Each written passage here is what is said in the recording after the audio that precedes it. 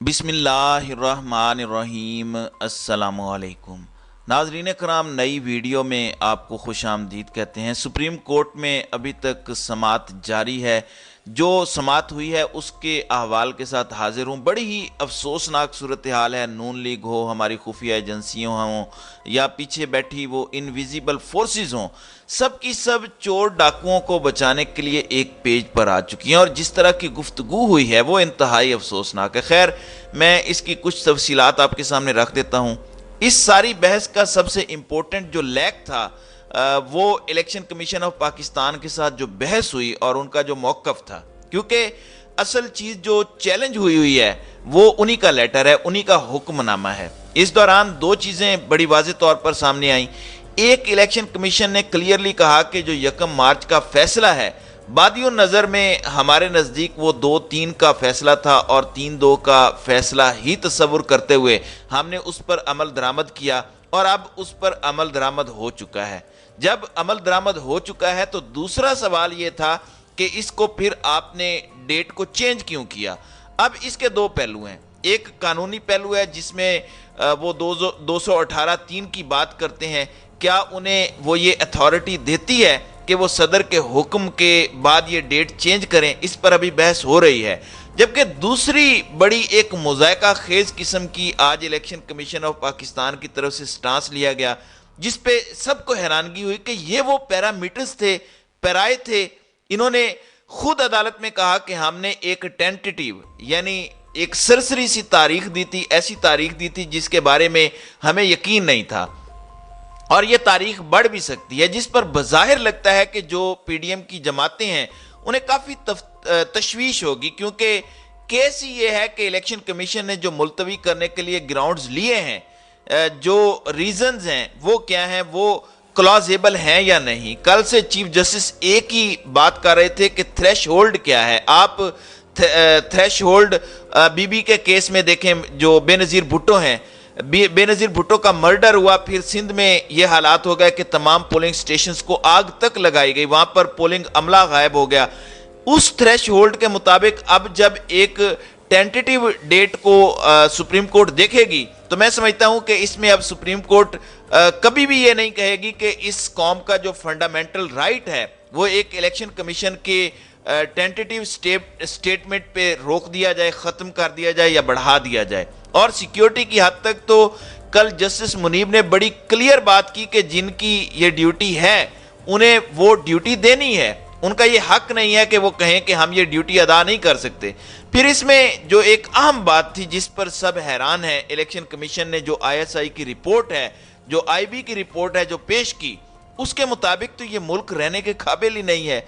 इन्होंने जो सिक्योरिटी की तस्वीर खींची है, यानी मुकम्मल तौर पर ये एक नाकाम वफाकी हुकूमत है, सूबाई हुकूमत है। और ये जो रिपोर्ट है इसके मुताबिक तो हमारी जो सिक्योरिटी के इदारे हैं वो भी मुकम्मल तौर पर नाकाम है, चाहे कोई इंटेलिजेंस एजेंसी है, चाहे लॉ इन्फोर्समेंट है, चाहे कोई भी है। और वो ये कहते हैं कि जनाब ये मुल्क तो खतरात में घिरा हुआ है। तो ये कुछ मेलाफाइडी है। हकीकत ये है कि ये सारे एक पेज पर आ चुके हैं, चाहे वजारत दिफा हो, वजारत कानून हो, चाहे वजारत दाखिला हो, वजारत फिनांस हो। इन सब ने इलेक्शन कमीशन में आकर ये कहा कि इलेक्शन तो बिल्कुल नहीं होने क्योंकि हालात बहुत ज़्यादा ख़राब हैं और 80% केपी के हाई अलर्ट है और पंजाब में सूरत हाल बहुत ज़्यादा ख़राब है।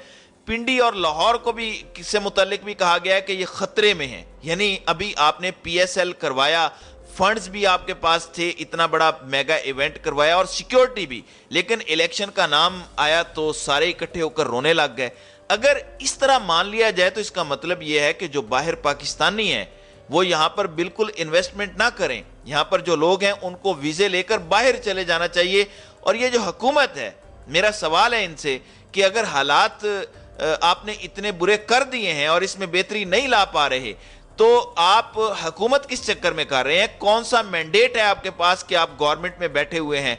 तो बड़ी पैथेटिक, बड़ी अफसोसनाक सूरत हाल है जो मंजर कशी इन्होंने आज सुप्रीम कोर्ट में सिक्योरिटी के हवाले से की है। और हमारी एजेंसीज ने जो ये रिपोर्ट्स जारी की हैं, इलेक्शन कमीशन ने जो रिपोर्ट्स सुप्रीम कोर्ट में पढ़कर सुनाई हैं, साफ लगता है कि सिर्फ चोरों के टोले को बचाने اقتدار سے چمٹے رہنے کے لیے جو جسٹیفیکیشن ہے اور قومی اداروں کا انہوں نے جو استعمال کیا، آئینی اداروں کا استعمال کیا، ہماری ایجنسیوں کو استعمال کیا، انتہائی افسوسناک ہے۔ اگر یہ پروسیڈنگ جو ابھی تک سپریم کورٹ میں ہوئی ہیں اگر لائیو چل رہی ہوتی یا ان کی ریکارڈنگز کوئی بیرون ملک پاکستانی سن لے تو نہ وہ اپنے بچے یہاں بھیجے، نہ وہ کوئی انویسٹمنٹ کرے، سارے رشتہ داروں کو جو یہاں پاکستان میں ہیں انہیں کہے کہ فوراً پاسپورٹ جمع کراؤ اور نکلو، ادھر تو آگ لگی ہوئی ہے اور یہ سارے کے سارے مرنے والے ہیں۔ اب سوچنے کی بات ہے کہ جو لوگ کہتے ہیں کہ یہ تو دہشت گردوں کا ملک ہے، جو آج رپورٹس انہوں نے پڑھ کر سنائی ہیں کہ فلاں سیکٹر کمانڈر یا آئی بی افسر یا فلاں ڈی آئی جی یہ کہہ رہا ہے، اس سے تو لگتا ہے کہ پاکستان رہنے کے قابل ہی نہیں ہے، الیکشن کروانا تو دور کی بات ہے۔ کس قدر افسوس کی بات ہے کہ کیا ہمارا ملک حقیقت میں ایسے ہے؟ یہ در حقیقت جھوٹ بول رہے ہیں، ایسا نہیں ہے۔ یہ جو کچھ بھی کیا جا رہا ہے یہ صرف الیکشن کو ملتوی کرنے کے لیے ایک سکیم بنائی گئی ہے اور اس سکیم کے تحت یہ سپریم کورٹ کے اندر آئے ہیں، اور میں تو کہوں گا کہ اس سپریم کورٹ کے اندر یہ سارے کے سارے ننگے ہو گئے ہیں۔ دوسری جانب آج دوبارہ جسٹس مندوخیل نے یو ٹرن لیا ہے اور اپنے بیان کی بڑی عجیب و غریب جو ہے وہ وضاحت دی ہے۔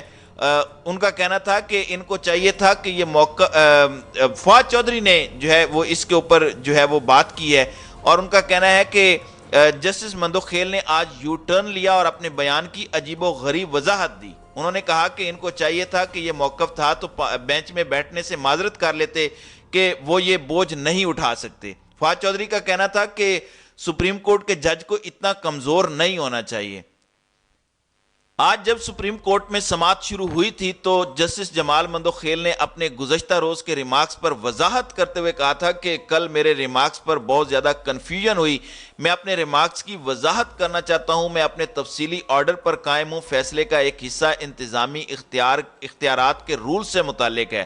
چیف جسٹس کو کہیں گے کہ رولز دیکھنے کے لیے ججز کی کمیٹی بنائی جائے، ججز کی کمیٹی انتظامی اختیارات کے رولز کو دیکھے۔ فیصلے کے دوسرے حصے میں ہم 4 ججز نے از خود نوٹس اور درخواستیں مسترد کی ہیں۔ جمال مندوخیل کا کہنا تھا کہ 4 ججز کا فیصلہ ہی آرڈر آف دی کورٹ ہے، یہ order of the court chief justice of Pakistan نے جاری ہی نہیں کیا۔ جب فیصلہ ہی نہیں تھا تو صدر نے الیکشن کی تاریخ کیسے دے دی؟ الیکشن کمیشن نے کیسے الیکشن شیڈیول کیا؟ آج عدالت کے ریکارڈ کی فائلیں منگوا لیں، اس میں آرڈر آف دی کورٹ نہیں ہے، آرڈر آف دی کورٹ پر تمام ججز سائن کرتے ہیں۔ ایک جانب تو الیکشن کمیشن نے بڑا واضح طور پر کہہ دیا کہ جی ہم نے جو ہے وہ چیف جسٹس کے حکم کے مطابق 3-2 کے فیصلے پر جو ہے وہ عمل درآمد کروایا۔ پھر چیف جسٹس کا خود بھی کہنا تھا کہ اس مدعے پر فیصلہ تب کریں گے جب درخواست سامنے ہو، پرسکون رہیں، پرجوش نہ ہو۔ چیف جسٹس کا کہنا تھا کہ پہلے ہم الیکشن کمیشن کو سنیں گے، آپ تمام لوگ پی ڈی ایم کی نمائندگی کر رہے ہیں۔ اس پر فاروق ایچ نائک کا کہنا تھا کہ Peoples Party P D M کا حصہ نہیں ہے، اور پھر جو وکیل ہیں سجیل سواتی وہ روسٹرم پر آئے تو جسٹس جمال نے کہا کہ پہلے الیکشن کمیشن یہ بتائے کہ انہوں نے شیڈیول کیسے جاری کیا، الیکشن کمیشن کے پاس جب آرڈر آف دی کورٹ آیا ہی نہیں تو انہوں نے عمل کیسے کر لیا؟ سپریم کورٹ کا حکم وہ ہوتا ہے جو آرڈر آف دی کورٹ ہو، وہ جاری نہیں ہوا۔ کیا آپ نے عدالت کا مختصر حکم نامہ دیکھا تھا؟ وکیل الیکشن کمیشن نے جواب دیا کہ ممکن ہے فیصلہ سمجھنے میں ہم سے غلطی ہوئی ہو۔ جسٹس منیب اختر نے اس تمام کہانی کا اینڈ ہی کر دیا۔ ان کا کہنا تھا کہ کیا مختصر حکم نامے میں لکھا تھا کہ فیصلہ 4-3 کا ہے؟ 1 مارچ کے فیصلے میں کہیں درج نہیں ہے کہ فیصلہ 4 دن کا ہے۔ اختلاف رائے جج کا حق ہے، جج کی اقلیت کسی قانون کے تحت خود کو اکثریت میں ہونے کا دعویٰ نہیں کر سکتی۔ تو اس کے اوپر جسٹس جمال مندوخیل کے پاس کوئی جواب نہیں تھا۔